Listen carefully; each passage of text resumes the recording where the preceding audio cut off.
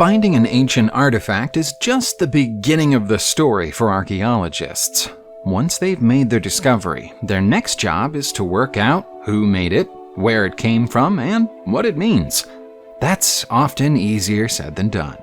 Our ancestors often didn't leave instruction manuals behind, and some of the things they created have a habit of keeping their secrets. Check out this set of archaeological curiosities and mysteries, all neatly wrapped up for you in this video. The archaeological site of Pompeii in Italy is one of the most famous in the world. It was rediscovered in the 18th century after being covered under volcanic ash following the eruption of Mount Vesuvius in 79 CE.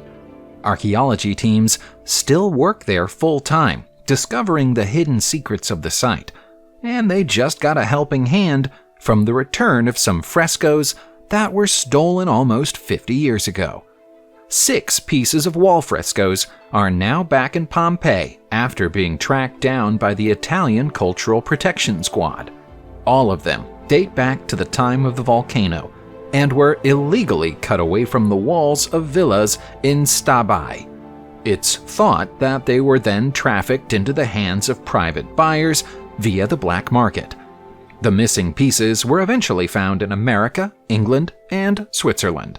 In each case, the current owners had acquired the pieces during the 1990s, so the question of where they were for the 20 years prior to that remains unresolved. The scenes depicted on the frescoes are typical of the period, featuring a cherub playing a flute and dancers carrying trays. We don't know where they've been, but it's great that they're finally back home. Accurately dating cave paintings is a notoriously difficult process for scientists because you can't perform carbon dating tests on rocks. That's why it's always big news in the archaeology and history world when someone manages to do it. In May 2021, a team from Griffith University in Queensland, Australia, made a breakthrough by obtaining an accurate date for some ancient cave art in the Pena Blanca caves of the Philippines. According to their research, it was painted 3,500 years ago.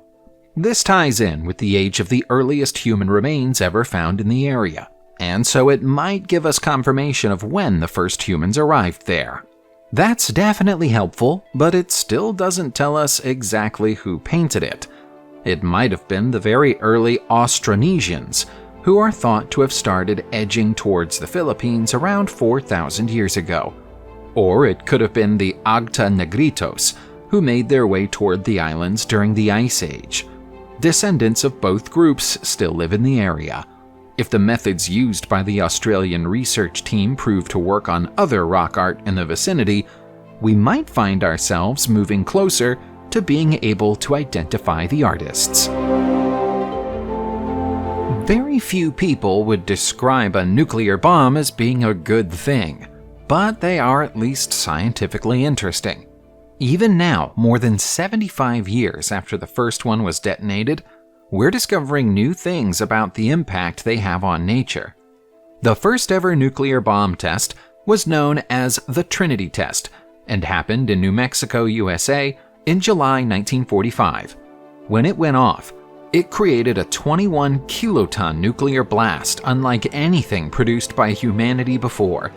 The blast vaporized a building, which was impressive, but recent scientists have discovered that it also created a type of quasi-crystal that ought not to exist based on everything we think we know about science.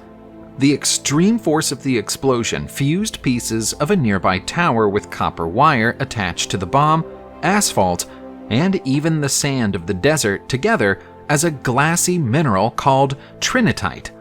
Recently, a chunk of that trinitite has been re-examined and found to contain the impossible quasi-crystal.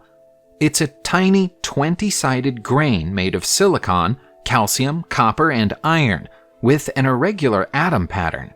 The scientists studying the mineral know it must have been caused by the nuclear explosion, but they have no idea how. In Turkey, historians and archaeologists have been scrambling to get to the bottom of a story about a Bible that's said to be 1,000 years old. The well-worn document, written in Old Assyrian and illustrated with pictures of religious figures drawn on gold leaf, has recently come into the hands of the Turkish police because black market smugglers made the mistake of trying to sell it to undercover officers. Because of the shady history of the artifact, it's going to be hard to prove it's genuine, but the early indications are that it's as old as it's said to be. The cover has almost completely fallen to pieces, and the pages are frayed and delicate, but the writing is legible, and the use of language is correct for the era. If it truly is what it appears to be, it might be able to tell us a lot about how Christianity has changed and developed during the last millennium. This isn't the oldest copy of the Bible ever found. There are some that are a whole 900 years older, but it's the oldest illustrated copy. Our next story isn't so much about an artifact as it is about a process. There are several signs, hiding in plain sight, that marble slab production was far easier and more efficient during the Imperial Roman era than it is today, and we have no idea why.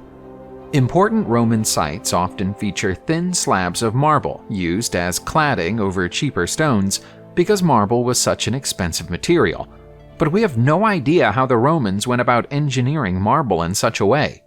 Nor have we found any leftover waste marble from the process, nor any sign of a Roman marble workshop from this era. Scientists from the Institute of Geosciences at Johannes Gutenberg University in Mainz, Germany, have recently concluded a study of marble cladding at a 2nd century Roman villa called Cipollino Verde in western Turkey. They've concluded that the amount of material loss caused during the production of the marble slabs at the site was likely lower than it would be with methods used today. They also identified clear signs that the slabs were cut in a water-powered sawmill, which ought to have been impossible technology for the people of the time. How did the Romans do this? And how have we forgotten such important skills over the passage of time? While we're talking about astonishing ancient Roman technology, we should probably mention the fact that they also managed to create an aqueduct more than 250 miles long to supply water to Constantinople. It's still standing today and is called the Aqueduct of Valens. An early 2021 study of the structure found that it had been carefully cleaned of carbonate deposits shortly before its abandonment, which proves that the Romans didn't only know how to make these incredible structures, but they also knew how to maintain them. They probably made a special effort with the Aqueduct of Valens because it became the capital of the Roman Empire in 324 CE. But that doesn't take anything away from the achievement. Some of the vaulted concrete and stone masonry channels are so large that it's possible to walk through them. In strategically important places, the tunnels are even doubled up as a way of providing access to them for cleaners without disrupting the main water supply. It was a system light years ahead of its time and worked so well that it stayed operational for more than 700 years, well into the era of the Byzantine Empire, long after the Romans had gone. Most archaeologists have probably seen an ancient oil lamp or two in their time, but probably not one that looks much like this. It was found in the City of David National Park in Jerusalem in early 2021 and stood out from the crowd because the design features a fearsome-looking human face cut in half. The acanthus plant design on the handle is a standard ancient Roman motif, which has helped historians to date it to the early 1st century. Experts aren't sure what to make of the fact that they only have half a face to look at. They think that it may have been designed this way to give it a flat surface, so it could be affixed to a wall if its owner so desired. That doesn't appear to be how it was used, though. Instead, it was left behind in the foundations of a temple that stood at this site almost 2,000 years ago. While the acanthus motif is common, the half-face is anything but. It may have had a symbolic meaning of some kind, but it's lost on us today. The art of basket weaving is ancient. It's still popular all over the world today, with millions of people practicing it as a hobby. but that hobby goes back all the way to the dawn of human civilization. We know that because of this beautiful hand-woven basket, which was found inside the Muraba'at cave in Israel in early 2021. Scientific tests performed on the artifact have confirmed it to be an incredible 10,500 years old. To give you some context for that, 10,500 years ago is around the same time that Jericho, recognized as the world's first settled town, was being built in the Levant. The arid conditions inside the deep cave have preserved the basket perfectly, so much so that it still had its lid attached when it was found. Sadly, there was nothing to be found inside it, but we were lucky to find it at all. The cave has been looted repeatedly during times of antiquity, but the looters must have left the basket behind because they thought it was worthless. They might have been right from a financial point of view, but in cultural terms, it's priceless. Let's turn our attention to Denmark now, where an almost perfectly preserved bronze sword has been found at the site of Heron West Funen. Jesper Hansen, the head of the team responsible for the discovery, describes it as a 3,000-year-old marvel. He's dated it back to the 4th period of the Nordic Bronze Age. The bronze blade is still in one piece, with only minimal damage, but what makes it truly remarkable is the fact that the handle, made from a combination of wood and horn, is also still intact. The sword has survived for this long because it was delicately wrapped in a bast material before being carefully laid into the ground and buried. It's almost certainly a votive offering, laid in a pit to mark the construction of a new settlement in the region. The weapon would probably never have been found at all were it not for exploratory work carried out before the creation of a large new gas pipeline in the area. With further study, it should be possible to identify the origin of the bronze from which the sword was made, which will tell us where it was cast as well as when. Moving over to India, archaeologists are celebrating together with those of the Buddhist faith after a monastery under a mound was found in the hills of Hazaribagh in Jharkhand. Excavation work is still ongoing at the site, which was located in March, but those at the scene believe they're dealing with a building that's around 900 years old. So far, they've found 10 statues of the deity known as Tara, along with several Buddha statues, and an intriguing sculpture that appears to represent the Shaivite deity Maheswari. The god wears a coiled crown and chakra in the depiction, which might indicate a degree of cultural assimilation with the surrounding area. The burial of the monastery beneath the mound appears to have been a deliberate act, but we'll sadly probably never know why it was done. The placement of the building is significant, as it stands on the old road to Varanasi. That's a significant site to Buddhists, as it's the place where the Buddha is said to have given his first sermon.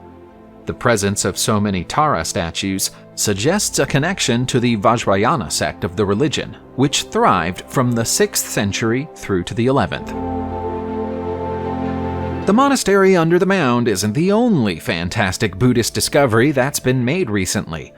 Another Buddhist site has recently been found in Swat, Pakistan, and this one is even older. According to archaeologists, these are the ruins of a Buddhist monastery and educational complex that was built almost 2,000 years ago. It's the largest facility of its kind in the area and dates back to the days of the Kushan Empire. The first indication that there might be something interesting at the site came from a survey that was performed during the 1930s. But for some reason, archaeologists didn't return to the site until 2020.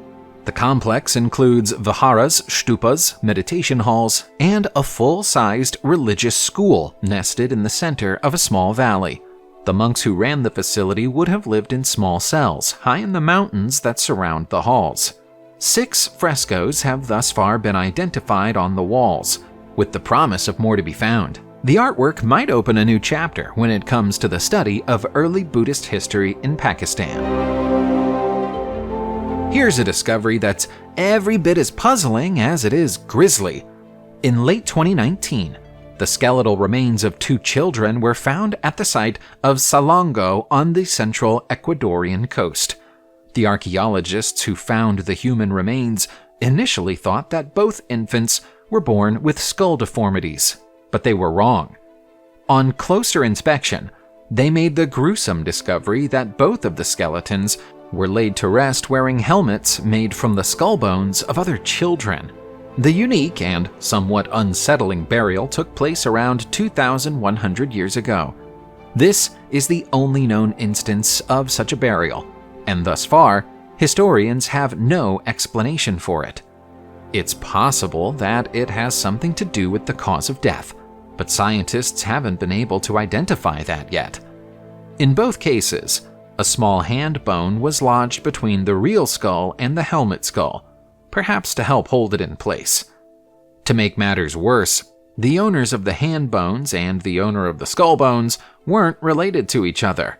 It's probable that the skull elements were intended as either symbolic or spiritual protection of some sort, but one unlike anything that experts have ever seen before or since.